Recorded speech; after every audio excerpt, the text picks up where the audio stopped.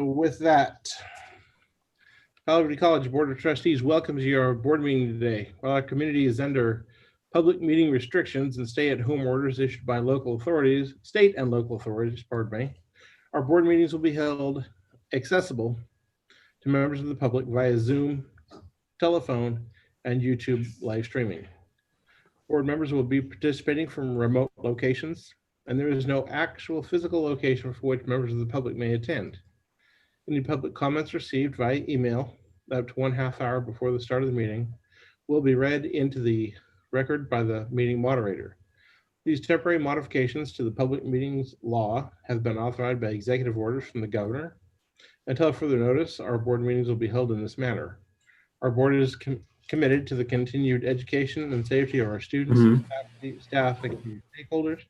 We thank you for your patience and understanding during this difficult time, and we will now begin our meeting. All rise for the, repeat with me the Pledge of Allegiance.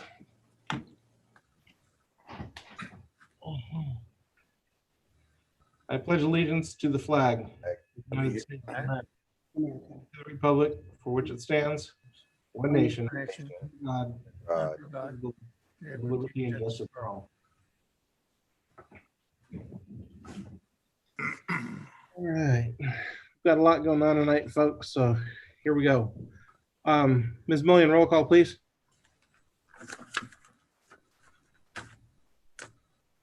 Mr. Arneson? Yes, ma'am. Mr. Gonzalez? Here. Mr. Ramirez? Here. Mr. Rehnquist? Here. Ms. Stiers? Here. Dr. Thomas? Here. Dr. Wallace? Here. Mr. Smith? Here. Ms. Slagan? Here. Okay. I will now entertain a motion to accept the minutes from the August 11th, 2020 board meeting. Move to accept. I've got a motion from Dr. Thomas, a second. Second. A second from Mr. Gonzalez. Questions, comments, concerns? Hearing none, Ms. Millian? Mr. Arneson? Yes. Mr. Gonzalez? Yes. Mr. Ramirez? Yes. Mr. Rehnquist? Yes. Ms. Stiers? Yes. Dr. Thomas? Yes. All right, I'll entertain a motion to accept the agenda for this evening. I move. I've got a motion from Mr. Gonzalez and a second. Second. A second from Mr. Ramirez. Questions, comments, concerns? Hearing none. Ms. Millian? Mr. Arneson? Yes. Mr. Gonzalez? Mr. Gonzalez? Yes. Mr. Ramirez? Yes. Mr. Rehnquist? Yes. Ms. Stiers? Yes. Dr. Thomas? Yes. All right, on to 1.6. Do we have anyone needs to recuse themselves from any agenda item this evening? Gonzalez does 10.1. The board notes member Gonzalez is requesting recusal from 10.1. All right. With that note being made, moving right along. Action item miscellaneous. Today we have Jared Dean with us today. How are you, Mr. Dean? Doing good. Outstanding. Welcome to the board. I'd like to take a second and thank Sunil for all the work he's put in over the last year and a half, 2 years. And at this point, I'll ask Mr. Dean to stand, and I'll stand as well. All right. Jared, place your right hand over your heart, please. And repeat after me. For the Office of Student Trustee,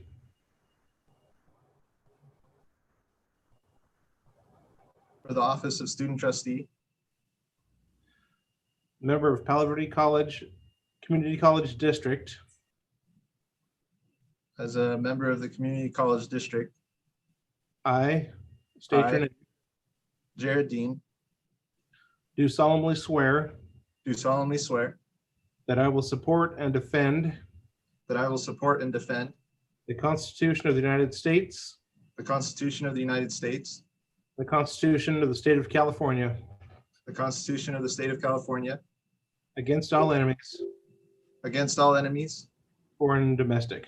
foreign and domestic, That I will bear true faith and allegiance that I will bear true faith and allegiance to the Constitution of the United States to the Constitution of the United States and the Constitution of California.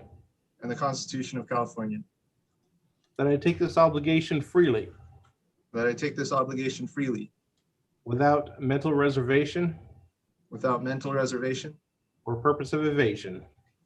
or purpose of evasion, And that I will faithfully discharge that I will faithfully discharge the duties upon which the duties upon which I am about to enter. I am about to enter. All right, folks, we have a new student trustee. Thank you. Point of order, Mr. Arneson. Yes, ma'am. We need to have an action item that needs to be approved. Outstanding. Okay, noting that point of order, I will ask for I will entertain a motion to approve Jared Dean as our student trustee. Move to approve. I've got a motion from Mrs. Stiers and a second. And a second from Mr. Gonzalez. Questions, comments, concerns? Any further discussion? Hearing none. Ms. Millian? Mr. Arneson, Yes. Mr. Gonzalez, Yes. Mr. Ramirez, Yes. Mr. Rehnquist, Yes. Ms. Stiers, Yes. Dr. Thomas, Yes. motion carries. All right. Thank you. Now, congratulations, Jared Dean. Congratulations. Congratulations.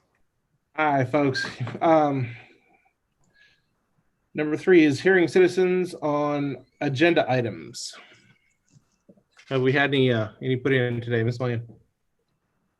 No, not for agenda items. We do at the end of the meeting, Okay, non-agenda.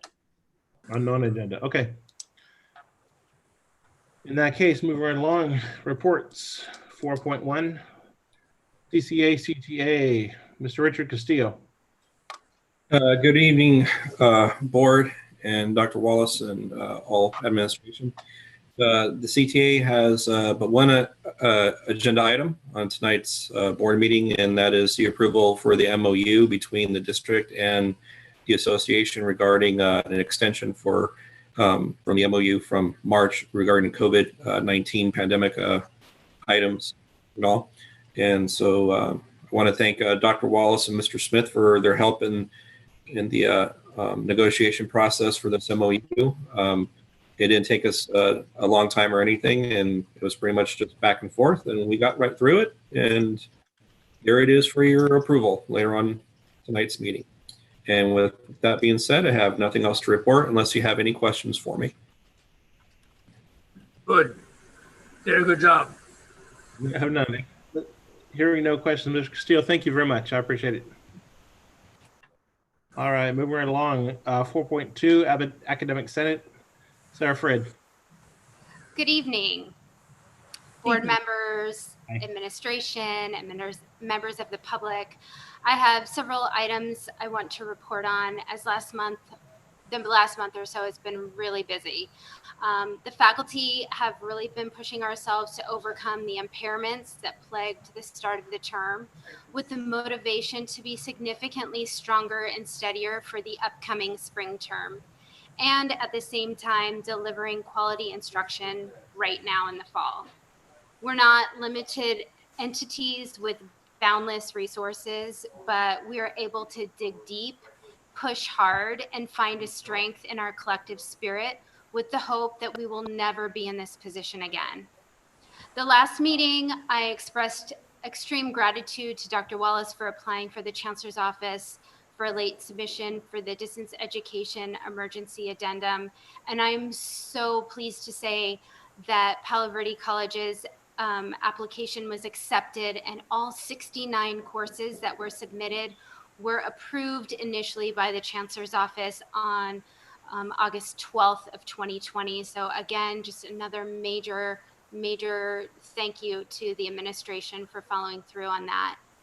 This distance education emergency addendum was instrumental in salvaging this term, providing immediate permission to offer existing courses on the schedule remotely that wouldn't have otherwise been allowed based on our current government restrictions. The faculty have worked immensely hard to get all 69 course outlines of record updated per the requirements of the addendum, and are now all scheduled for the September 23rd technical review process. There's still a lot of work left to be done before we can pat ourselves on the back, but it's extremely heartening to know that we are clearing these early hurdles with such efficiency. I will continue to update the board on the progress towards finalizing this task. In terms of the spring 2021 schedule, the district asked for our teaching schedules by September 1st, which is about 4 to 5 weeks earlier than what they normally ask. I'm pleased to report that as of September 4th, the instruction office informed me that all full-time faculty have adhered to the expedited deadline, and we are waiting just on a few outlying adjunct faculty, which we were anticipating. So I'm really pleased about that. Nearly 100% of this schedule is either correspondence or online, as our return to normal is still very far off, and our continued commitment to the safety of all our students and everyone in our community. Related, the district also asked for our textbook adoptions for the same deadline, September 1st. And textbooks are kind of a tricky lot for us, and they have been actually for years and years. And the solution is not straightforward or simple. There's requirements from the different levels of CDCR facilities. There's the deadline to send our texts to the Sacramento office of the CDCR so that they can be uploaded on e-readers. And that deadline doesn't necessarily coincide with our internal processes to capitalize on that platform.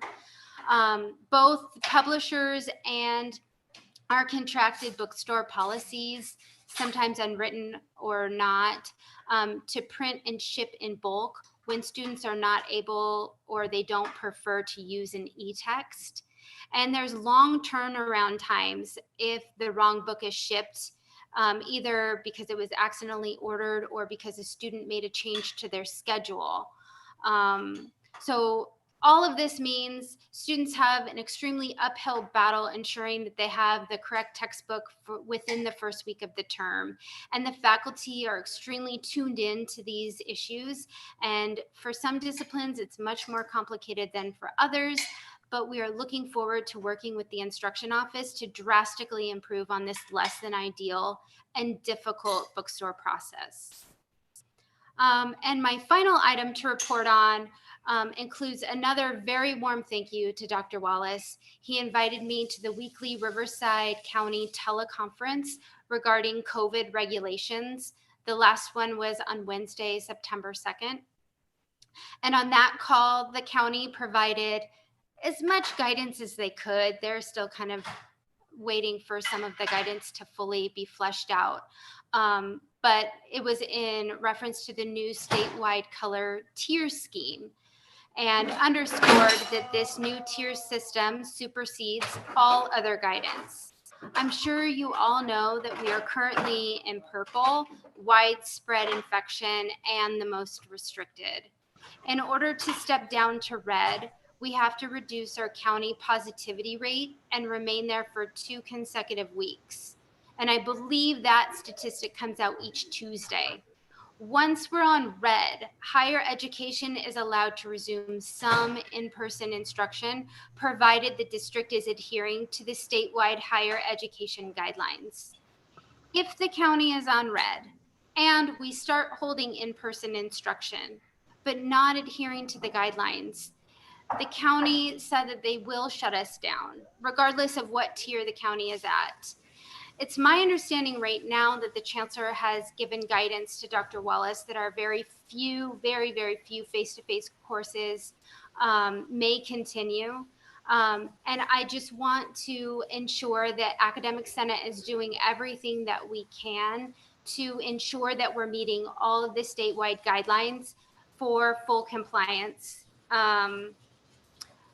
Two things that were brought out that I'm not exactly sure on were, a call for a written campus-specific plan on contact tracing and a campus-specific COVID-19 prevention plan.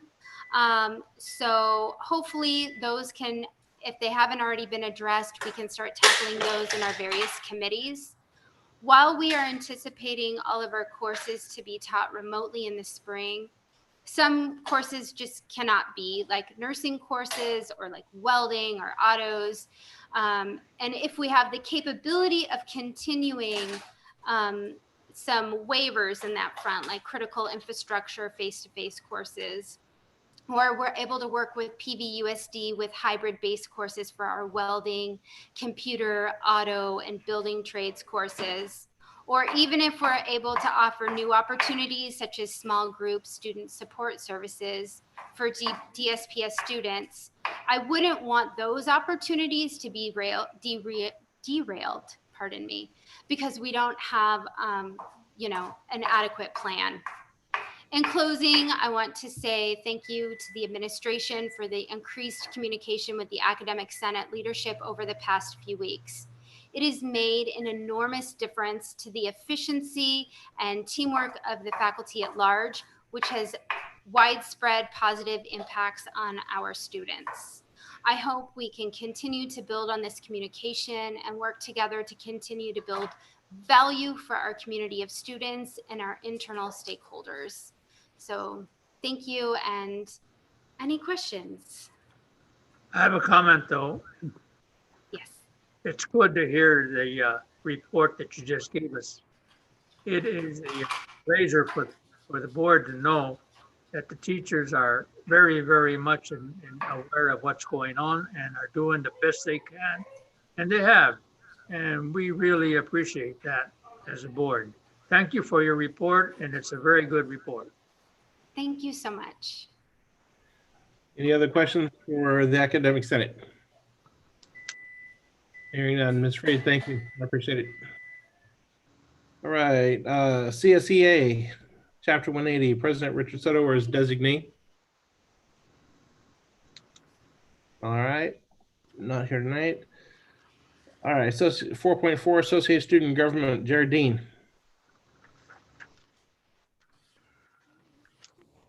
Yes, so in ASG, we have mostly been focusing on ways that we can involve other students, particularly through maybe fundraisers. One idea that we had is with t-shirts or pajama bottoms with custom prints on them and masks.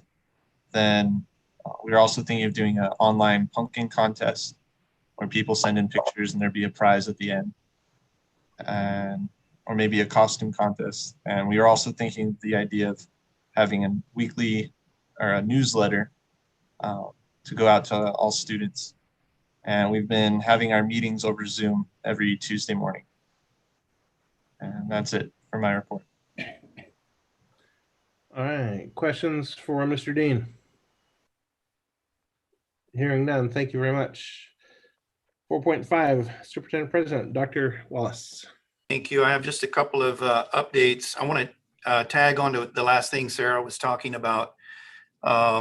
We were on that conference call with the Riverside County Public Health, and we normally don't attend those because they normally only deal with the K-12 issues. Those are their education partners. And we've typically not been part of any of that goings on since the County Board of Supervisors voted unanimously to have us removed from the County Board of County Public Health Offices orders related to K-12 education. However, they sent us an email saying that maybe you want to tune in this week because we are going to touch on some higher ed issues. And although we had to sit through the entire thing, the entire hour before at the end of the meeting, they did say that what Sarah has reported. And the person who was leading the meeting said that there were 2 or 3 of the colleges in Riverside County. I know Mount San Jacinto was in there. We were in there, and Norco College were on there. I didn't hear any others represented, so there may have been others. They kept asking questions since the word was, the rules have changed and you can have no face-to-face classes. The colleges were asking, well, we have face-to-face classes under the governor's previous orders. And what are we supposed to do? And they said, well, we suggest that you notify your folks that you may have to stop those, but give us a chance. We've already reached out to the governor to figure out if maybe he forgot to say, except for critical infrastructure training, police academies, fire academies, nursing students, and so forth. We feel pretty confident he didn't mean to say you had to stop those classes, because those contribute to the critical infrastructure of the state that keeps the state moving. So immediately after the meeting, I did send off an email to Chancellor Oakley and to Supervisor Perez, and told them what we had been told and asked them for some immediate help. They both have access to the governor, and we haven't heard back from Supervisor Perez yet, but immediately Chancellor Oakley responded, and as Sarah has said, he said, my office wholeheartedly supports the direction you've laid out. It's critical that we maintain the continuity of instruction for essential infrastructure work programs. And he said he would flag the governor's team. I reached out to him today and he said he had communicated that information directly to the governor's team. So we're hopeful that before we hear somebody from Riverside County Public Health telling us we have to close those classes, that we will hear something from the governor that says, oh, except for, the critical infrastructure classes. So we're very hopeful that that's what's going to happen. I have other good news.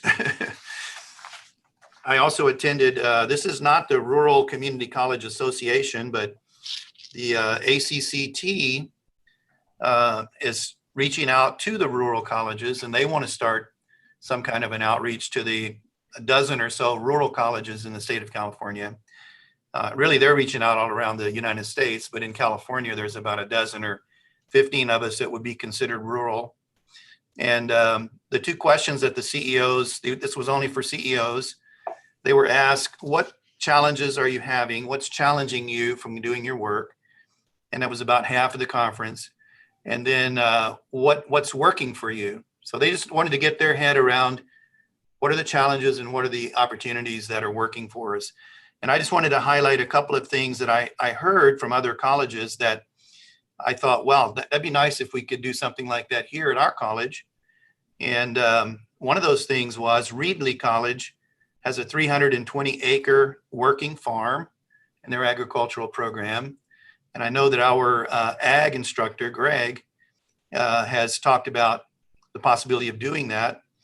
And our local farmers, notably Dale Tyson, is really anxious to try to do something like that. So I thought that might be a great opportunity for us to look into. And along with that, Reedley College has a precision agriculture program. We're not quite sure what that is, but we're going to be looking into that. Reedley also has a mule packing program. We think we'll skip that one because we don't have any mules that we own. We've got mules all around us, but we don't own any. We don't want to be herding mules. I think that's well, never mind. I'll be like, never mind. Reedley also has a partnership with Boeing, which of course, has fallen off recently because of Boeing's troubles. But I wrote down here, maybe a partnership with an industry of some kind. Our nursing program could partner with Eisenhower, JFK, or some other large employer. The Southern California Edison has reached out to us a couple of times about starting up a regional training center for their linemen. We would draw lineman trainees from all around, even from Arizona and other places. We've already worked with Next Era. We've received some donations from Next Era for solar stuff. So we'll be looking at trying to find some really solid business partner that can help us while we help them. Maybe even some sort of an apprenticeship program in some of the things that we do. The other thing that struck my attention was Mendocino College has pathways. They call it tribal pathways because they have a lot of tribal nations around them. And I thought, well, at least for our Needle Center, we have tribal communities very close to them. We should look into that. And if we can create a pathway specifically for the tribal communities, that would be a help to them and a help to us. One of the things Mendocino mentioned, of course, this won't come as a surprise from who they are, but they have a big cannabis industry in that area. So we need to look into how we can support that industry as it grows in Blythe and Needles, as far as chemistry classes, biology classes, high-tech irrigation, all sorts of agriculture. Most of these things will fit into our agricultural program. And so we'll be looking at that. Small Business Development Center, we've had that before. And then one that really struck my attention, the last one I want to mention, two of the colleges, Imperial Valley and Siskiyous, have a tiny home project. We don't know quite what that is, but I've seen those tiny homes on some of the cable shows when they talk about those tiny homes. This might be something that could help revitalize our building trades program, but we don't know what it is. We're looking into it. I'm very pleased to say I sent this list out to our cabinet, and then I sent it to Bijou and Irma, those who are serving as our deans. And Bijou immediately jumped on it, and he met with me a couple of days ago, and he's working on these things, and he's hit the ones that seem like they could work for us. And I expect that, and he's already reached out to try to figure out what a tiny home project is. I know that it's supported by the government. So there's government funding for that. And if we could build tiny homes for whatever community needs that and get some government grant funding to do it and revitalize our building trades program. They already know how to build tiny homes because they build dog houses over there. We know that. And they build those like storage buildings, right? So if they can build those, they can build tiny homes, I'm pretty sure. Anyway, I thought those were some good things, good takeaways from that meeting, and we are following up on those. Let me see. Let's see here. Oh, the other thing is kind of back on the report that Sarah gave. When we first got closed down back in March by the county public health office, we saw right away that the orders that they were giving out really didn't have any relationship to community colleges or higher education. Really, they were, because public health, even their weekly meeting they have is strictly a K-12 thing. So they've treated all education as if they were K-12, and you can list the differences. We don't have any children going to college here, and a number of other differences. Well, Manny Perez came to town weeks after that, and I went to the meeting. It was on a Zoom, and I brought it up, and Manny says, "Don, you should have told me this earlier on." He said, "I would have stepped in and helped you with this." I had no idea. Well, within weeks of that, Manny had led the county supervisor board to unanimously vote to remove higher education from those orders, and then for a short while, we were able to have students on campus and, take care of our CTE programs and stuff that can't be done very easily remotely. Well, this new order that's come out, it's come out from the governor, and I think it's missing the element that I talked about. But I didn't waste any time letting Manny know, Manny, we need your help on this one, because Manny and the chancellor both have direct connection with the governor. And so we've reached out with every tentacle we can think of to get this resolved before it really creates a problem for our nursing students and our criminal justice students and those that are on campus for the critical infrastructure. So anyway, Manny will be in town tomorrow. He's going to be, he's meeting with the Chamber of Commerce. It is going to be an in-person meeting, which kind of surprises me, but it's going to be in person at the City Hall starting at 10:30. So I don't know, they must have a limit on the number of people who can go, because the state limit right now, I think, is 10 people in a meeting like that. So I intend to go. I think Vice President Smith might go. He mentioned to me today he might show up over there. He knows Manny and all them very, very well. So anyway, we're going to try to get Manny to move on this so we can get some interpretation favorable to the higher education in Riverside County. I think that's it for my reports. I have some more stuff as we move through the agenda, but that's it for my report. All right, Dr. Wallace, thank you very much. 4.6, President of Instruction and Student Services, Mr. Smith.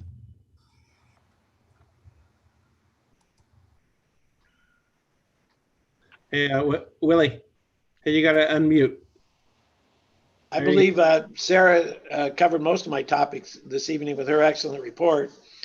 I'd like to compliment June and the division chairs, as Sarah pointed out, for getting those. They did 69 CORs and updated those for that addendum. So that was a good task to take on. She also talked about schedules. We set Office of Instruction set a September 1 for the spring schedule to submit them, as well as textbooks. So the faculty did meet that for the most part. We do have a few adjunct stragglers in there, but we're probably 6 weeks ahead of the usual target date for that. Irma has been assigned to the TRIO grant that we just received. I believe you talked about it last month, and she's in the early stages of working to put that together. Also, Biju's been working on cybersecurity program, and he's working in conjunction with Copper Mountain and with strong workforce development monies. Good. For the needles, gentlemen, Irma and I did travel my second week back in this position to visit your site, met with Lolly, took a tour of the old building, or the new building that's being remodeled, however you want to phrase it, and looked to see where we were in those development stages there. I also would say that the Office of Instruction has been trying to work closely with CTA and the Academic Senate to do a better job of communicating and working together harmoniously so we can all forge together in the future here. And that'd be the end of my report. All right. Questions or comments for Mr. Smith? Hearing none, Willie, thank you very much. I appreciate it. All right, 4.7, Vice President of Administrative Services, Ms. Slagan. So we are currently working on our adopted budget. We're almost there. You'll see it October 13th at the next meeting. We attended the Chancellor's Office budget workshop. We are anticipating about $4.291 million in deferrals. As we've talked before, this won't affect how much we're actually budgeted to receive, just when we'll receive those funds. To go along with that, we introduced the new cash flow analysis report, and I'm pleased to say for the month of August, our ending balance is $10.9 million. So we're still maintaining that good ending balance that's going to get us through those deferrals and make sure that we have enough cash on hand to pay our employees, to pay our bills, and everything like that. We are also midway through construction in different places. So for the construction on the main campus, HR and BSV are in our new homes. You'll see on this board agenda that there is a change order. The change order, what happened was as we were going through to do the handicap parking stalls, we noticed that some of the walkways do not meet DSA approval for the amount of percentage of lift or kind of forgetting the word here, but you know, they're just not, they don't meet ADA guidelines.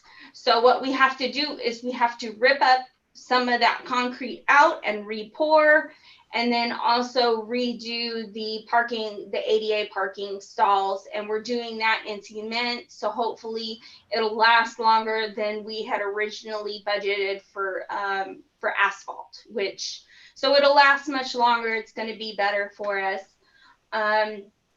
Needles construction is nearing completion. We've received DSA approval for the mezzanine project, which is up on the second floor.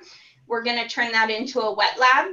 We're currently working on the bid packet. So once we have that bid packet ready, we can take that out and get bids. We do have a couple of construction companies that we have worked with in Needles that are interested in bidding on that project. So we're hoping that they're going to come in right on where we think it's going to be. We're still in the process of completing the purchase of the Child Development Center.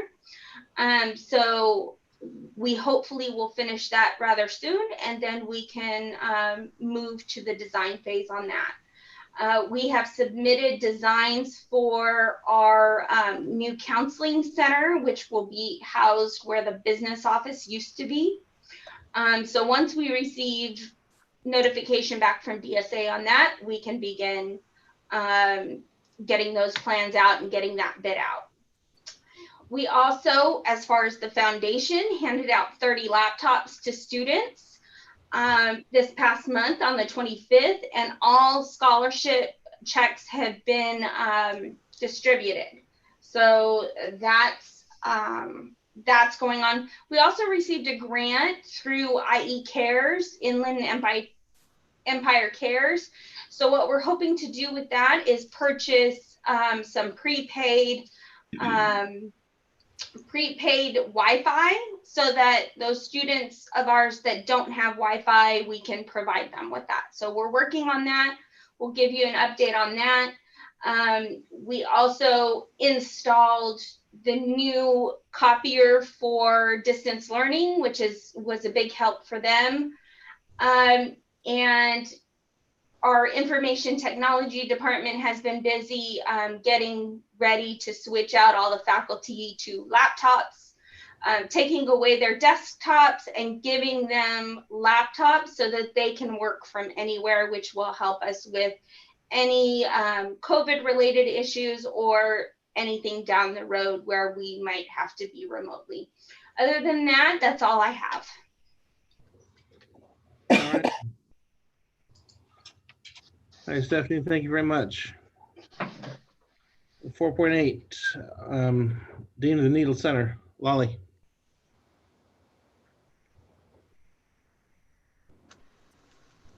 Lolly, you have to unmute.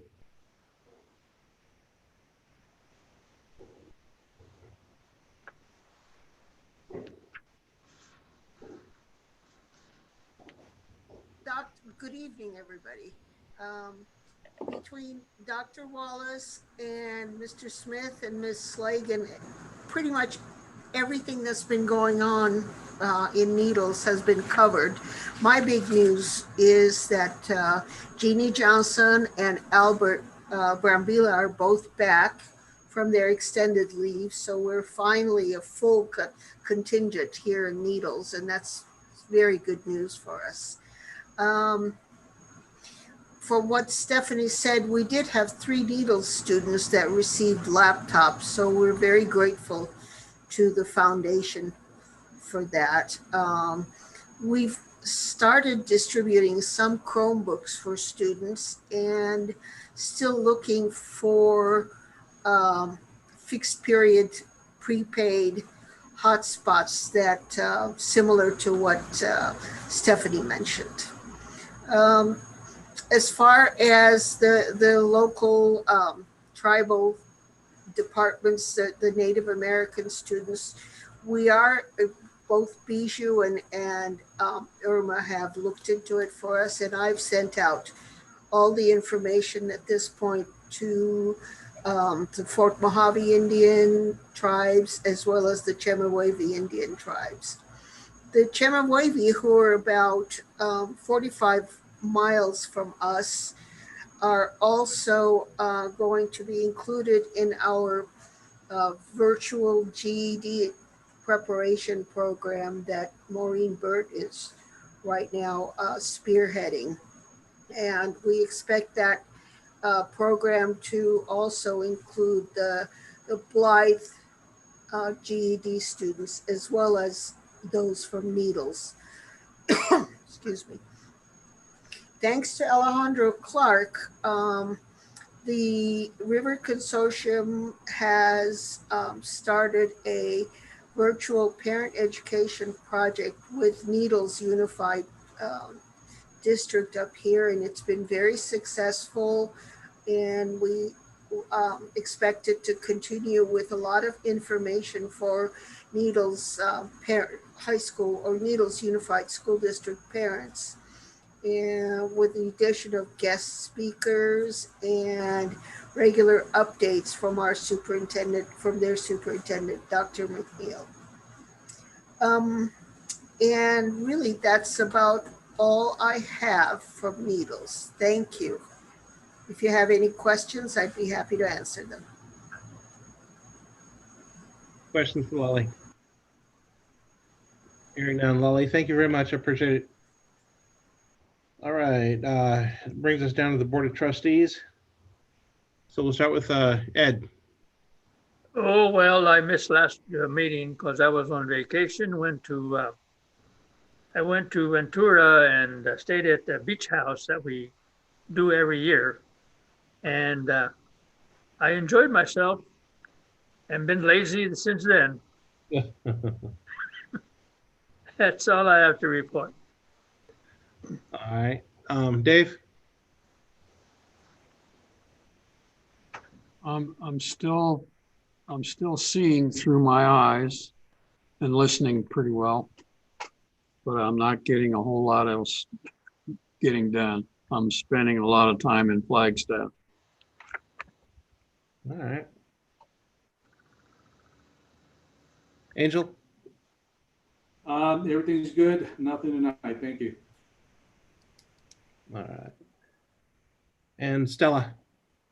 Good afternoon or good evening, everyone. I hope you had a great Labor Day weekend. Good evening to our community who's listening. I want to give a big thank you to Mr. Peterson. I ran into some of the faculty and they said what a great job he did in helping the welding, maintenance, and construction guys, instructors, get started on their laptops so they could teach class. So we're grateful for that. And Dr. Cece, I know that she is considering a position, and I wish her well. I hate to see her go, but I understand. And that's all I have to report. All right, Dr. Thomas, George. Nothing at this time. Nothing. All right, as for me, I just want to take a minute to thank everybody for the continued work that goes on this campus or off campus or related to campus any which way. There's a whole lot of maneuvering that had to be done to get rolling, and I appreciate it. Dr. Wallace, you've been mentioned a handful of times tonight, and you've gone above and beyond to like assist and get pave the way for things. I appreciate that. That is about all I have. Look forward to continuing on through the semester with good luck and prosperity here. All right, that brings us down to section number 5, the discussion section of our agenda tonight. And let's move into 5.1, the Board of Trustees self-evaluation. Everyone's had a chance to review the documents from final draft from Ms. Millian? Yes. All right. So if you open up that item, you'll see a little schedule of events that Carrie has excerpted from the board policy. On September 8th, that's today, you all have submitted your self-evaluations. They've been compiled. There is a score, a composite score and everything that's for each of those items, and then a composite score for the overall. This on here for you to discuss if you have anything to discuss today. It is coming back next month, October 13th, in whatever changed form you all direct. And it'll be the final reading, and then it comes back on November 10th for your final approval. So if you have any comments to make about it tonight, we'll receive those. Otherwise, Carrie can receive those from you individually. But I think you've already provided your input. If you've had a chance to look it over and you have any comments, we'd take those. Otherwise, we'll talk about it next time. All right. Looks like end all be all. The end all bottom score we have here is 3.88. So everyone's had a chance to go over this. So direct your comments now or in writing to Mrs. Mullion. I think the board's going along with the college and all the progress that they're making, and we're very proud of that. I am too. A lot of work here. It's reflective of a lot of work. It's kind of it's just neat to see it on paper. All right, do we have anything else we need to discuss on that in normal session? All right, hearing none, we'll move on to discussion agenda item number 5.2, board policy number 2725, pardon me, board member compensation. A lot of chance to review this, and if you notice, last time it was reviewed was like quite a while ago. Secondary approval to that in December 2014. So basically we'll pull it up. Questions, comments, concerns regarding it. We've had a chance to review it and read it. Right. I wanted to, I put it on here for a discussion for just a couple of reasons. We're not recommending any change to the language that we have.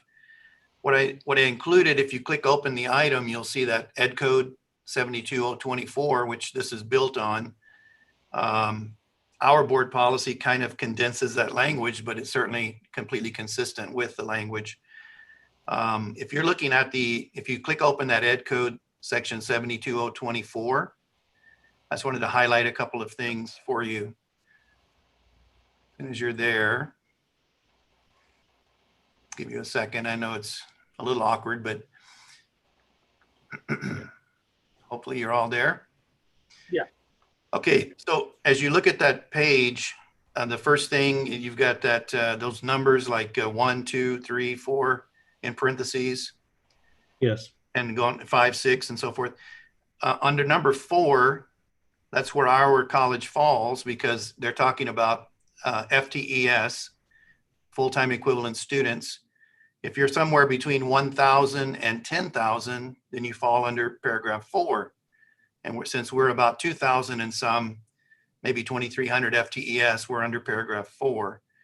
So it says about midways of the paragraph, it says each member of the governing board who actually attends all meetings held by the board may receive compensation for his or her services, a sum not to exceed $240 in any month. So that hasn't changed in a long time. And the last time we reviewed our policy, which was, I guess it was 2014, you were below that number, and you all decided to bring yourselves up to that number, $240.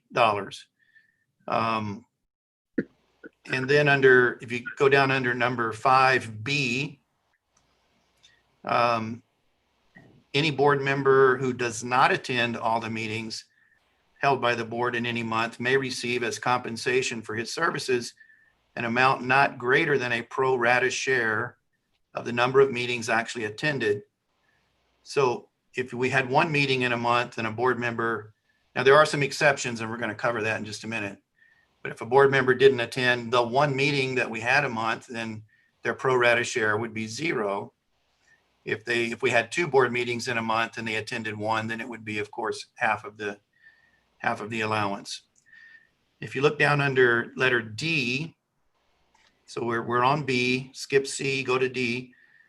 A member may be paid for any meeting when absent if the board by resolution duly adopted and included in its minutes, finds that at the time of the meeting, he or she, the absent board member, is performing services outside the meeting for the community college district, or he or she was ill or on jury duty, or the absence was due to a hardship deemed acceptable by the board.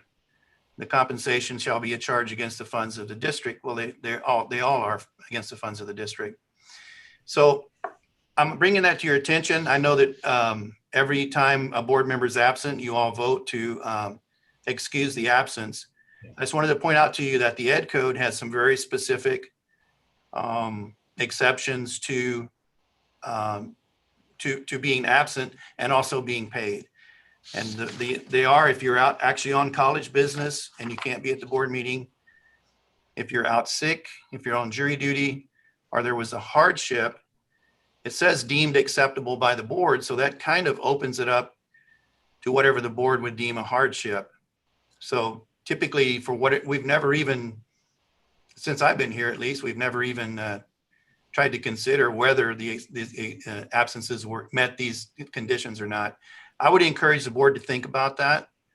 And going forward, if you think that there should be some specific reason for an absence before we just vote and say the board member should be paid, that's up to you. I'm just pointing it out. So you all can do what you want to on that. The last thing I wanted to point out is under letter E, on an annual basis, the board can increase the compensation by an amount not to exceed 5%. You could do that every year. I had brought that to your attention before, and you all said that you didn't want to do that.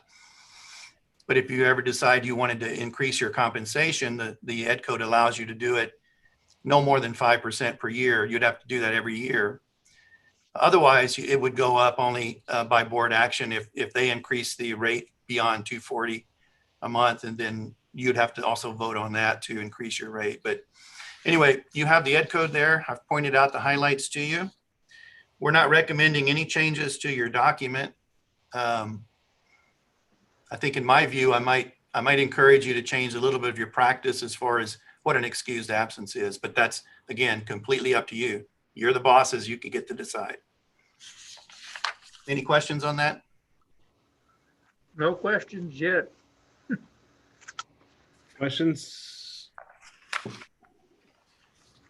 All right, hearing none. We'll move forward with the agenda. Dr. Wallace, thanks for the explanation. Appreciate it. Information items, item number 6. 6.1, report of purchases and warrants for August. We've had a chance to go over this, correct? Yes. Questions, comments, or concerns for Mrs. Slagan? All right. The cash flow analysis also from Stephanie. We've had a chance to go over this, the adjustments made based on the having our reserve and being able to hold on to the funds that are deferred. We're doing okay there. Questions or comments? All right. Brings us down to 6.3.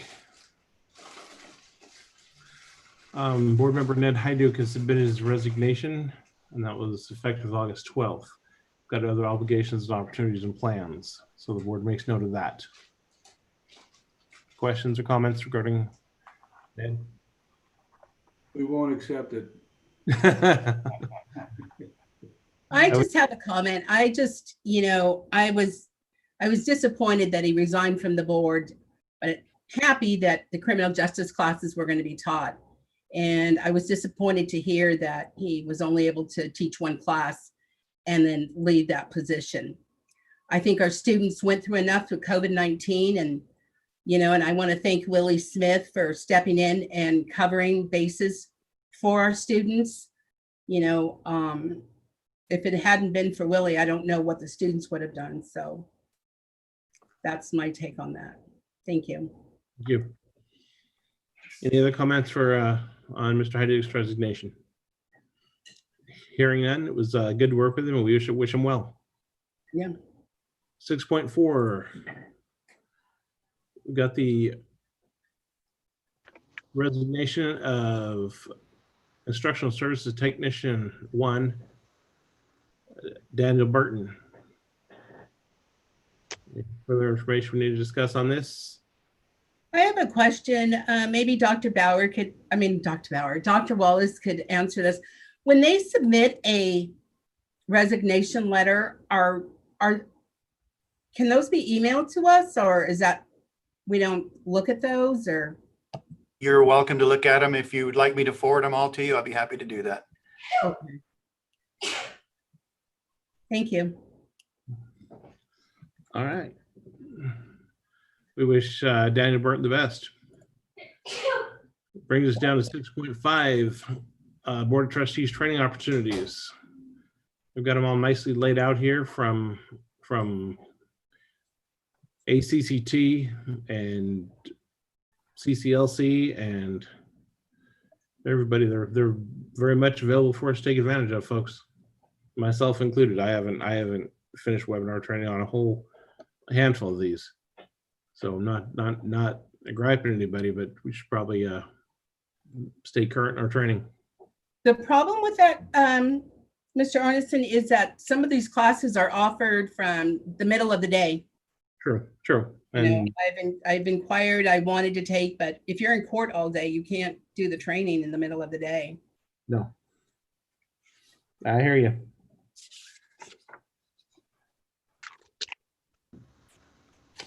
Any other comments on training?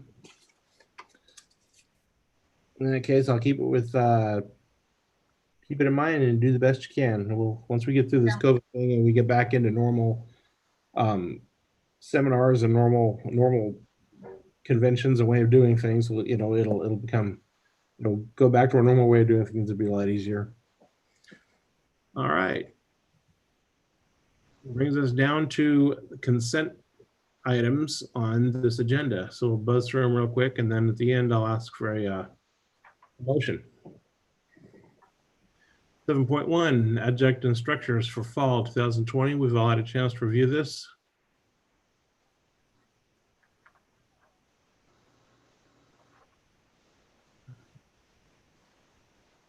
All right. Yeah, nothing different there. 7.2, we're like to accept the supplies from the PPE equipment. That's great, I think. We finally got something going there, and I'm sure they're being utilized, huh? Oh, yeah. All right, we've got a sign language interpreter and tutoring for Renee Rodell at 7.3. Any questions, comments, concerns? All right, 7.4, Canvas subscription. This is a that we've been using for a while. Yeah. Yep. All right, 7.5 is an independent consultant agreement with Mr. Egan.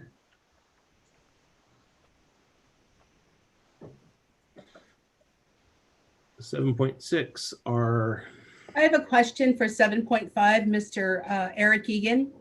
Dr. Wallace, if Eric Egan employed through the Palo Verde College, is this not part of his duties to design curriculum and develop courses for the cybersecurity program? No, he's not employed. He's not employed in instruction. He's our IT, the director of our IT department. And we are working on another arrangement for those cybersecurity courses. We haven't quite got it made yet. So they've reached out to him, since he's doing a master's degree in cybersecurity, to write some curriculum for us. But it's an extra duty assignment for him. And it's very modest payment. I think they're $500 for each for three courses. So we hired an outside contractor to do some nursing courses, and we're paying much more than that. to a contractor to do it. So Eric's kind of doing us a favor by doing it. So. Thank you for the explanation. Mhm. All right, 7.6, we've got some personnel actions from Ray Gonzalez is picking up, Irma Gonzalez, pardon me, is picking up some extra assignments. We've got Mario Hale is in an acting position. Jesus Ayala is out of class in an acting position. And we have a part-time instructional aide. Questions, comments, concerns? I have questions.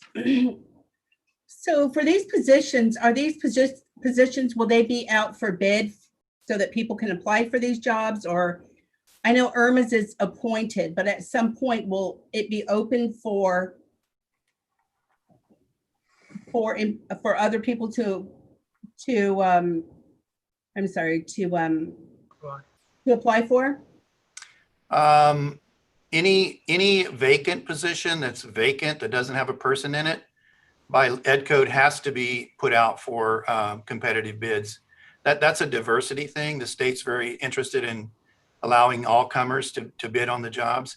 Years ago, colleges used to be able to do a internal only sort of recruitment, but they've outlawed that at least maybe 10 years ago or better, so that you have to bid. So for example, if the position of director of facilities were vacant, if there were no person in it, and we wanted to fill it on a full-time basis, then we would have to put it out for all takers. Same as the supervisor. And of course, Irma's just basically, it's like a work out of class assignment, so there's no vacant position there. But should there be one, then we would have to put it out for recruitment. So I guess the short answer is yes, yes. And for Mario Hale, acting director? So acting is a position that we put them in place when the incumbent is not available, not working the position, but the position is still has a person in it. So that's what acting means. So Mario Hale will be the acting director and Jesus will be the out of class. Why is he not the acting supervisor of MOA? So that has to do with the fact that Jesus is a classified CSEA employee. And so it just gets a little complicated. We don't want to vacate Jesus's position. And so we're just basically paying him work out of class to do that until we get it all figured out where we're going with them. Thank you. Okay. Any more questions, comments, concerns on agenda items, consent items 7.1 through 7.6? All right, hearing none, I'll entertain a motion for approval of agenda item 7.1 through 7.6. Motion to approve. I've got a motion. Ms. Millian, did you get that? Was that Mr. Ramirez? Yes. Yes. I said, And a second from Mr. Gonzalez. Got it. Any questions, comments, or concerns on 7.1 through 7.6? Mr. Erneston, I don't know how this is done, but I approve except for Mario Hale and Jesus Ayala.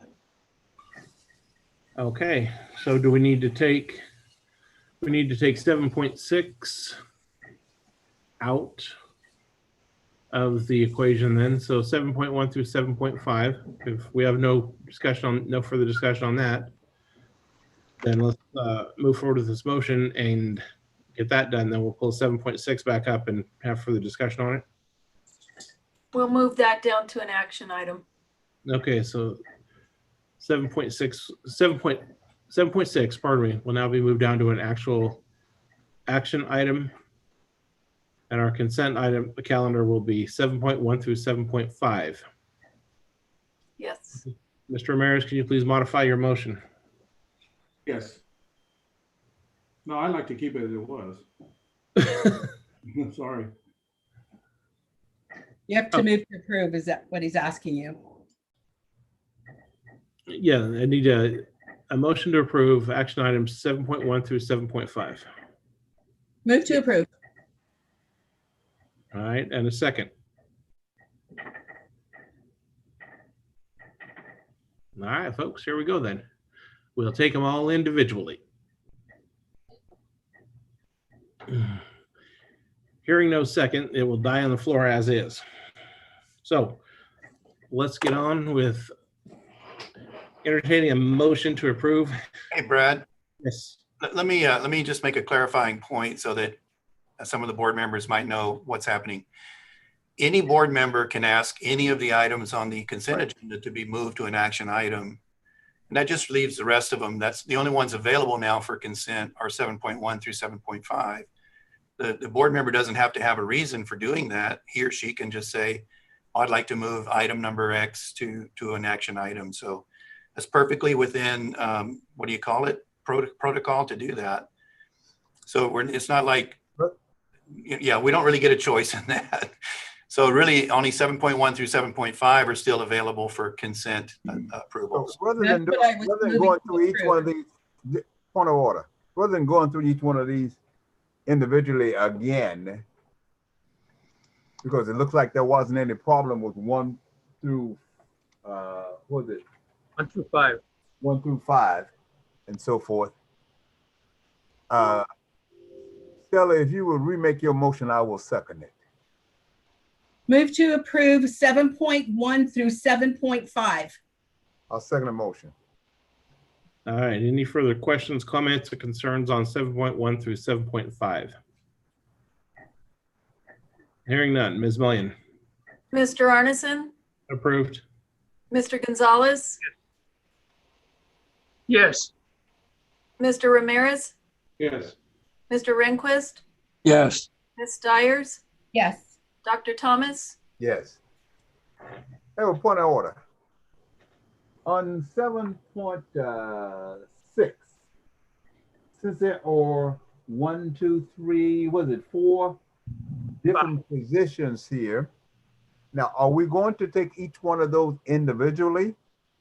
I think that's the only way we would be able to do that because of the fact that it seems like there isn't any concern about, there's only concern about 2 items. Correct. Does that make sense what I'm saying? Yes. That's a call for Carrie. I don't even know how to answer that one. I'm not quite sure how. Since it all comes under one, all of the employees, we'd have to take each one of those 4 employees individually. That's correct. We would have to pull each one off of this this table individually and vote individually. Vote individually on each one, yes. Okay. I think Can't- I think that's the best way to do it. Yes. It keeps it all very official and keeps it all very public. Right. The way it should be. It's Everybody public. can end up, when we finish the vote, happy with whatever the vote is or unhappy, however we want to go with it. But they will have had their say. Okay, so Ms. Millian, do we move that down to action item 8.10? Yes. It becomes action item 8.10. Yes, we'll put that action item 8.10. Yes. Yes. Okay, do we need to pause for a minute for you to make adjustments on anything, or are you okay? I think we're okay. Carrie, Why it probably needs to go to 9 as a personnel, right? Oh, my apologies. 9.5. Where is it? Oh, it goes under, I'm sorry. Yes, that's correct. 9.5. Go to the end of, yes, Carrie, do I need to make a motion to have 7.6 moved into an action? No, we're good. We're good to move on. No, you have that right to do that. Thank you. Okay. All right, folks, so 7.1 through 7.5 carry as are. And we move forward into action items, business action items. 8.1, thought a chance to review this. We're awarded the TRIO grant. Yes. All right. I'll entertain a motion to accept the TRIO grant, 8.1. Move to approve. I've got a motion. I'll entertain a second. Second. I've got a motion and a second. Questions, comments, or concerns? Hearing none. Ms. Millian? Mr. Arneson, Yes. Mr. Gonzalez, Yes. Mr. Ramirez, Yes. Mr. Rehnquist, Yes. Ms. Stiers, Yes. Dr. Thomas, Yes. All right. 8.2, the agreement with M-Core for the HVAC maintenance. We'll have a chance to go over this. I move. I've got a motion from Mr. Gonzalez. A second, please. Second. I've got a motion, a second from Mr. Rehnquist. Questions, comments, or concerns? Hearing none. Ms. Millian?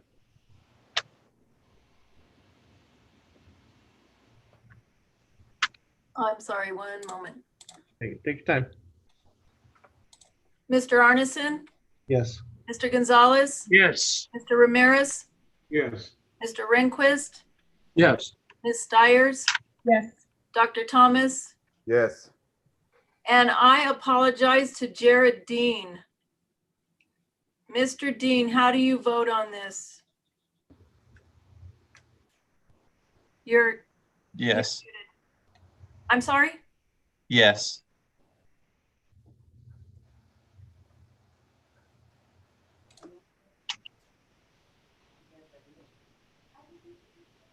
Okay. 8.3 is approval of authorized agents for certification of signatures for the Child Development Center. For the district. For the district. Palo Verde College Community, I'm sorry, yeah, district. Been a day, folks, been a day. That clarification noted. I'll entertain a motion. I move. We've got a motion. Second. Second. We've got a second. I've got a motion from Mr. Gonzalez, a second from Mr. Rehnquist. Questions, comments, or concerns for the discussion? Question, we're just adding Mr. William Smith? Correct. And removing Mr. Bauer, Dr. Bauer. Okay. Okay.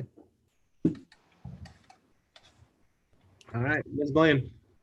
Mr. Arneson, Yes. Mr. Gonzalez, Yes. Mr. Ramirez, Yes. Mr. Rehnquist, Yes. Ms. Stiers, Yes. Dr. Thomas, Yes. Mr. Dean. Yes. 8.4, approval of 2019-2020 college services project number 7. Entertain a motion. I move. I got a motion. A second, please. I'll second. Motion and a second. Questions, comments, or concerns? A lot of money. Yeah, a lot of money. All right, Ms. Bullion. Mr. Arneson, Yes. Mr. Gonzalez, Yes. Mr. Ramirez, Yes. Mr. Rehnquist, Yes. Stiers, Yes. Dr. Thomas, Yes. Mr. Dean. Mr. Dean. Yes. Sorry. I'm so sorry. Terry, you're fine. You are all as well.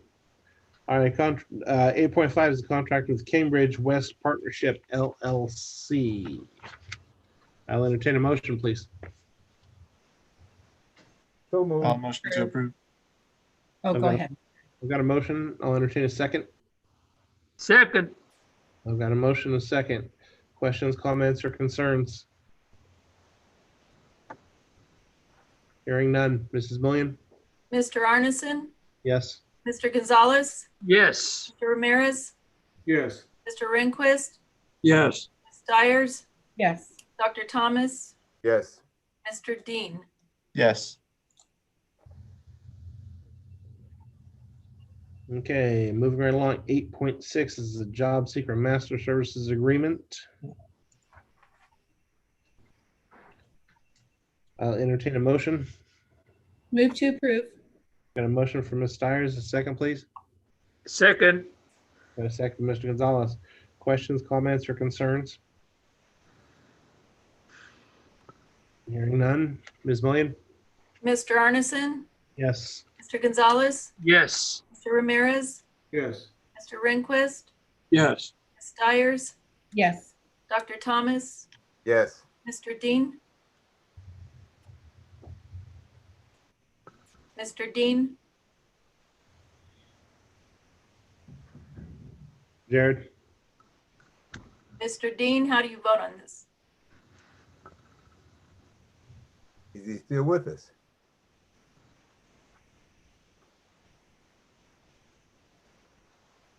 Mr. Dean, can you hear me? Maybe you need to unmute.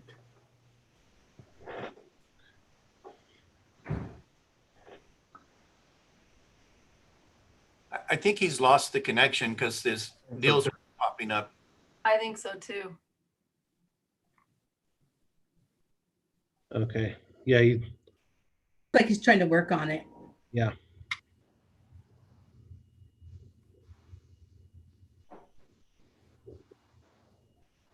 Okay, Ms. Millian, do we put him down as abstain and move on, or do we pause and wait?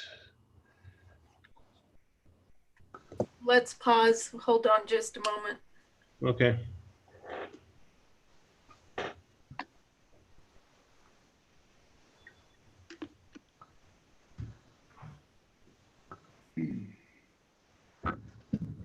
All right, we just lost him.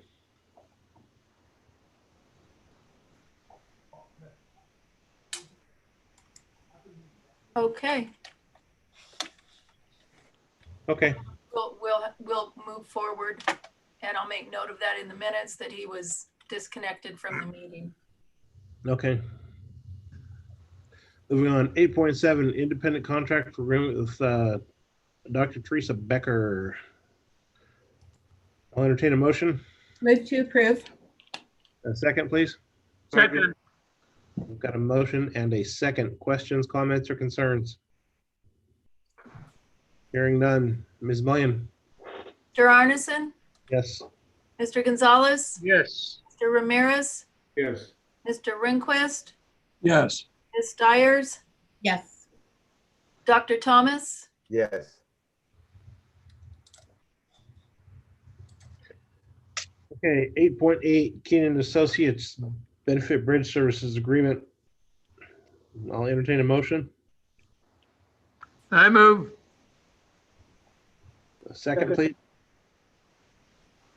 We've got a motion and a second. Questions, comments, or concerns? Hearing none. Ms. Millian? Mr. Arneson, Yes. Mr. Gonzalez, Yes. Mr. Ramirez, Yes. Mr. Rehnquist, Yes. Ms. Dyers, Yes. Dr. Thomas, Yes. Okay. 8.9, independent contract agreement with Clark and Associates. I move. We've got a motion from Mr. Gonzalez. A second, please. Second. I've got a second from Mr. Rehnquist. Questions, comments, or concerns? Hearing none. Ms. Millian? Mr. Arneson, Yes. Mr. Gonzalez, Yes. Mr. Ramirez, Yes. Mr. Rehnquist, Yes. Ms. Dyers, Yes. Dr. Thomas, Yes. All right. Takes us down to section number 9 of our personnel action items. 9.1 is the MOU with CSCA, Chapter 180 for the coronavirus COVID-19 effects. I move. I've got a motion from Mr. Gonzalez, Second. Second. a second from Mr. Rehnquist. Questions, comments, or concerns? Hearing none. Ms. Millian? Mr. Arneson, Yes. Mr. Gonzalez, Yes. Mr. Ramirez, Yes. Mr. Rehnquist, Yes. Ms. Dyers, Yes. Dr. Thomas. Yes. Mr. Dean is trying to join by phone at the moment. All right. Okay. And he's somewhat there. There he is. He's sideways, but he's good. Jared, can you hear us? Oh. Oh, there you are. Can you hear us, Jared? You're muted. Unmute, Jared. Unmute. There we go. Okay. All right. All right. Jared, we're on agenda item 9.1. All right, thank you. I've just called roll call, and if you'd like to look it over for a minute, how do you vote on that?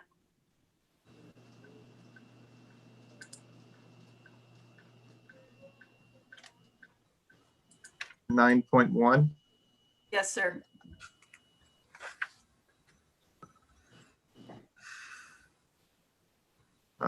Yes. Okay, thank you. Ms. Miller, you'll make note in the minutes that he was able to rejoin. Yes. Thank you. Appreciate it.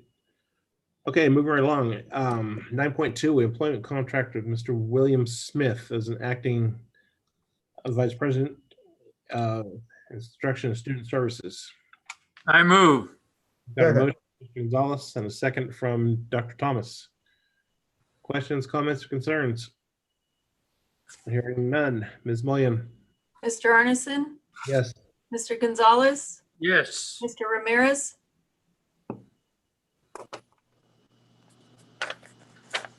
Mr. Ramirez, Yes. Mr. Rehnquist, Yes. Ms. Stiers, Yes. Dr. Thomas, Yes. Mr. Dean. Yes. 9.3, an actual contract. 9.3, employment contract for Mr. Smith Move as, to, as interim vice president of instruction and student services. move to approve. Got a motion from Dr. Thomas. A second, please. Second. A second from Mrs. Stiers. Questions, comments, or concerns? Hearing none. Ms. Mullion? Mr. Arneson, Yes. Mr. Gonzalez, Yes. Mr. Ramirez, Yes. Mr. Rehnquist, Yes. Ms. Stiers, Yes. Dr. Thomas, Yes. Mr. Dean. Yes. Okay. Now 9.4 is the MOU contract with CTA for the COVID-19 effects addendum. Move to approve. Got a motion from Dr. Thomas. A second, please. Second. Second from Mr. Gonzalez. Questions, comments, concerns? Hearing none. Ms. Mullion? Mr. Arneson, Yes. Mr. Gonzalez, Yes. Mr. Ramirez, Yes. Mr. Rehnquist, Yes. Ms. Stiers. We're still on 9.4, correct? Correct. Yes. Yes. Dr. Thomas, Yes. Mr. Dean. Yes. Okay. Now, newly made agenda item 9.5.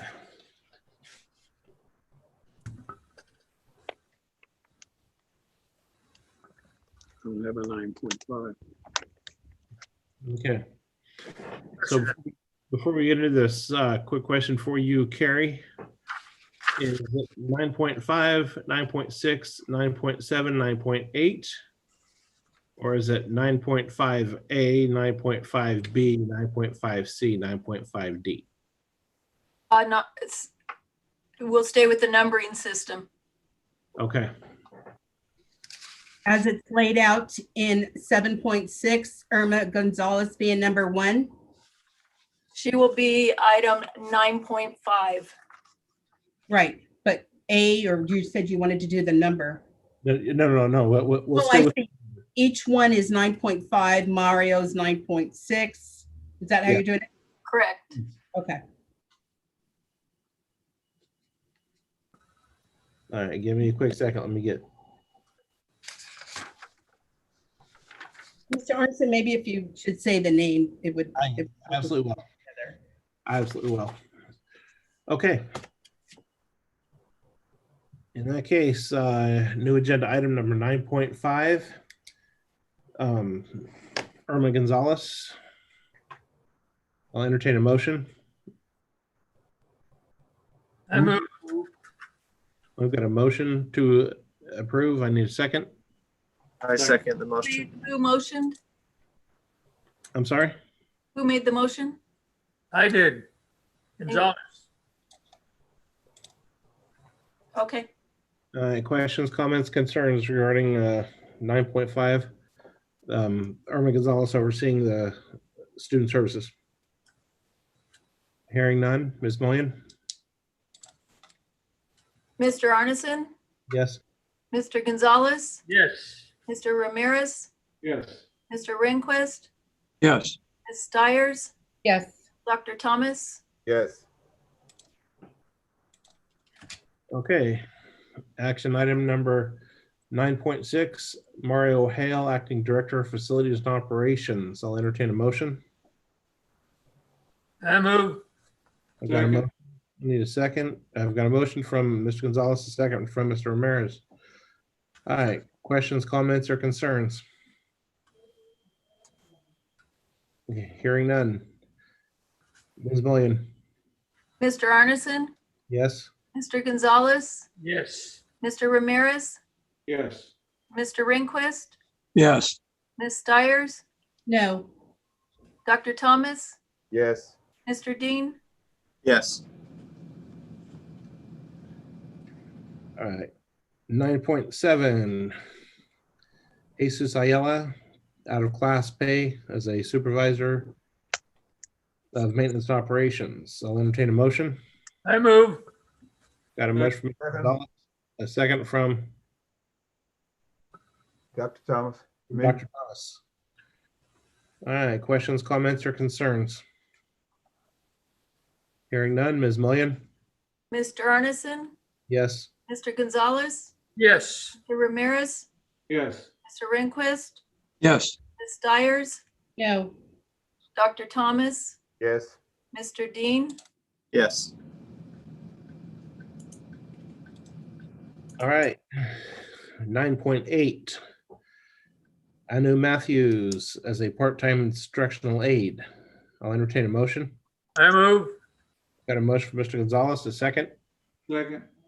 A second from Mr. Rehnquist. Questions, comments, or concerns? was that Mr. Ramirez? Yes. Yes. Okay, that's what I thought. I mixed it up. I'm sorry. That's okay. That's okay. Right, all right. All right, moving right along. Ms. Mullion? Mr. Arneson, Yes. Mr. Gonzalez, Yes. Mr. Ramirez, Yes. Mr. Rehnquist, Yes. Stiers, Yes. Dr. Thomas, Yes. Mr. Dean, Yes. All right. Agenda section number 10, item number 10.1, trustee excused absence from board meeting, Mr. Gonzalez. I'll entertain a motion. Please note that Mr. Gonzalez has recused himself from this item. Move to approve. Second. A motion from Mrs. Stiers and a second from, I believe, Dr. Thomas. Yes. All right. Questions, comments, concerns? Hearing none. Ms. Mullion? Mr. Arneson, Yes. Mr. Ramirez, Yes. Mr. Rehnquist, Yes. Ms. Stiers, Yes. Dr. Thomas, Yes. Mr. Dean, Yes.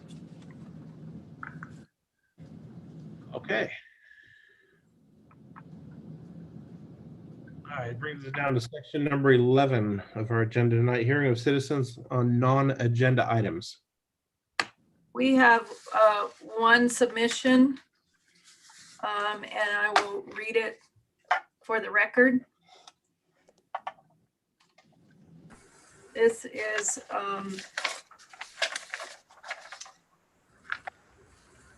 from Scott Dean.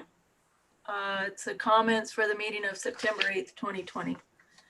Nepotism is the practice of appointing and hiring family members and friends over or above other applicants and/or candidates simply because of their familiar or family relationship with another or other employees. This practice is archaic, and I thought it was no longer in practice. However, my plumber recently repaired my plumbing, and he brought his son, who is becoming a fine plumber in his own right, thanks to his father hiring him on each call he made. B&P Plumbing also employs this practice of the company owner hiring his sons to do much of their plumbing work. One could argue that President Trump is guilty of nepotism to some degree when employing his son-in-law, Jared Kushner. Where I work, there are specific regulations and rules concerning nepotism. It is looked upon harshly and not allowed in many situations. For example, one cannot be the supervisor of a relative, nor can one work under the direction or guidance of a relative. In such a case, one or the other, or both, relative will be redirected or moved to a different area where they have no connection in their job duties or responsibilities as pertaining to their relatives. Nepotism creates a negative work environment in many ways. It affects negatively the employees and participants. It leads to dedicated and very successful employees being fired in favor of relatives who often do not know how to do the jobs they are taking. It negatively affects those other employees who know about the nepotism but feel helpless to do anything about it for fear of losing their jobs and for the institution itself. It looks bad to any institution that engages in the practice of nepotism that was once reserved for kings and firstborn sons and tyrannical practices of dictators passing the mantle on to their children. Can you say Kim Jong-un? It encourages supervisors to lie and to cheat to help their relatives and makes it difficult for supervisors to supervise in a fair and unbiased manner. It also encourages and creates rumors and affects the community. Most people in and out of Blythe do not like nepotism and look poorly upon it. As I just said, most people do not like it, except for those involved in it, as it creates a situation that allows those involved certain to keep their jobs. With inflated, praiseworthy reviews and no outside access to have someone complain or to confide in or report to when supervisors or their relative employees make threats or are in awkward positions with family members, relatives, who may look the other way when misbehaving or not following policy, or deserve praise when doing something good for the institution or to enhance the job. It could become contentious depending on the relationship. A wife and husband, for example, could argue and fight and bring this to the work site. One or the other could withhold sex or give them sex as a reward or as a favor. The truth of job performance will never be known, and only praise will be given these employees, regardless of how poorly they do their jobs or regardless of merit. I am concerned because I have heard rumors of nepotism in the hiring practices of Palo Verde Community College. If there is a hiring policy against nepotism, it is not being followed or enforced. If there is not a policy against nepotism at the PVCC, one needs to be implemented immediately and enforced completely. How, for example, can a dean of education have his or her relative employed as a teacher? How could a supervising plant ops manager supervise his child or relative? How could a supervisor have his wife or daughter be his secretary? How could the head of human resources be involved in the hiring in any way of his or her relatives? These are all possible hiring situations that would automatically create negative nepotism in the hiring and firing of employees. These and other situations may or may not exist at the college, but if they do, they need to be corrected immediately. Regardless, I am sure nepotism is happening at your college. I know some of the people who work there and how they are related to each other and how they are placed in position of superiority over one another. And it is not right and it must stop. These people need to be reassigned away, far, far away from their authoritative positions over their relatives. Scott Dean, Blythe resident, 14 years, concerned about the safety and security and reputation of Blythe and its residents and the PVCC. And yes, I have taken courses at PVCC. That will be documented in the minutes. And we'll document that in the minutes. We'll thank Mr. Dean for his email, his letter, and we'll move on. Thank you. All right, at this time, the board will recess to closed session.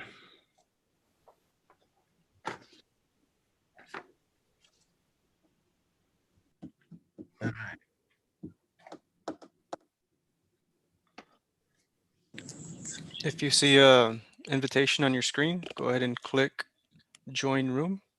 That way you can get into the closed session.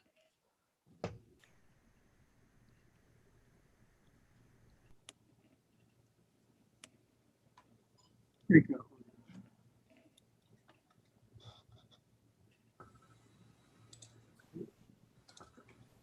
So Dave, grab the mouse that's right there. Mm-hmm. And click the button that says join room. Join room, join room. Join the breakout. Yeah, join the breakout room. Well, you're gonna have to grab the mouse and click it, Dave. You can't touch the screen. Oh. There's the little mouse on the side there. Move the pointer over and go ahead and click it.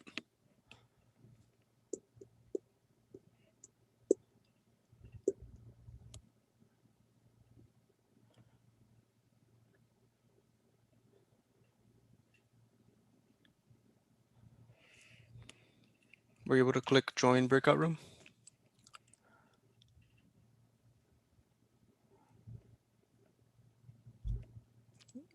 You're still in the main session there, Dave.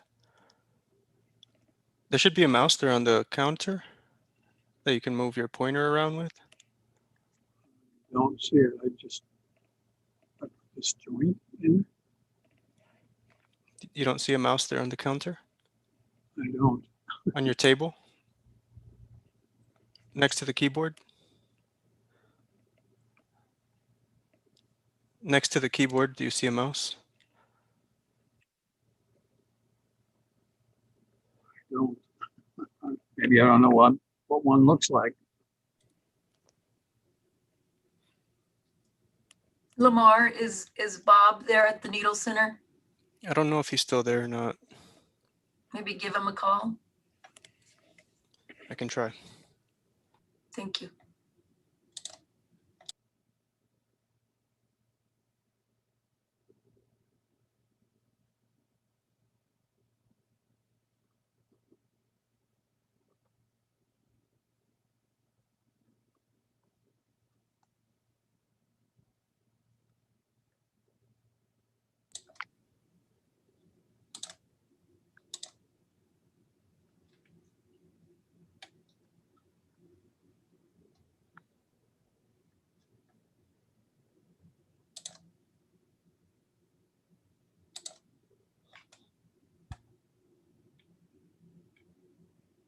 Hey, Dave, Bob is on his way over. He'll help you out.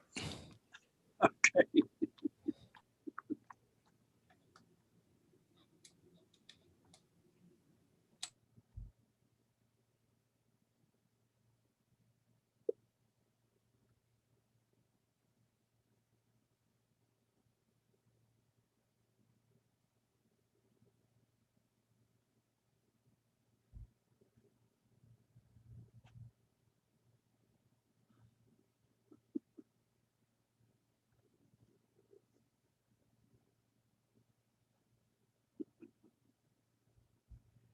So I'm not really that stupid, but I can't figure that out.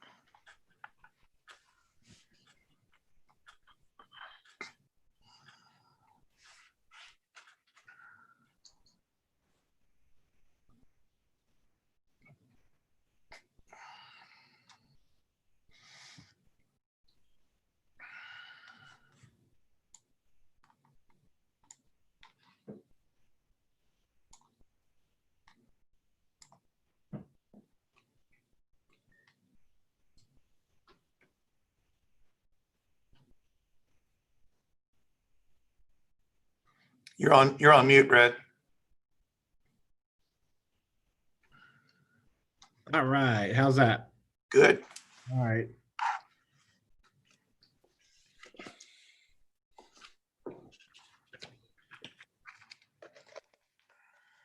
In closed session, the board took action to release probation or employee. Vote.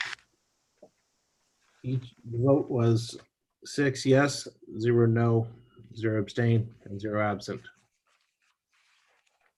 Further, in closed session, the board trustees took action to release classified administrator.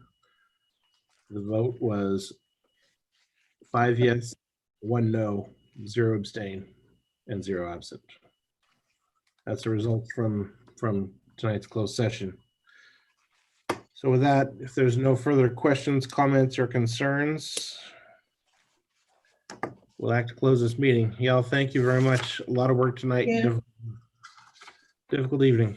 A lot of moving parts on the agenda. But thank you all for your patience. I appreciate it. Good night. Thank you. Good night. Good night.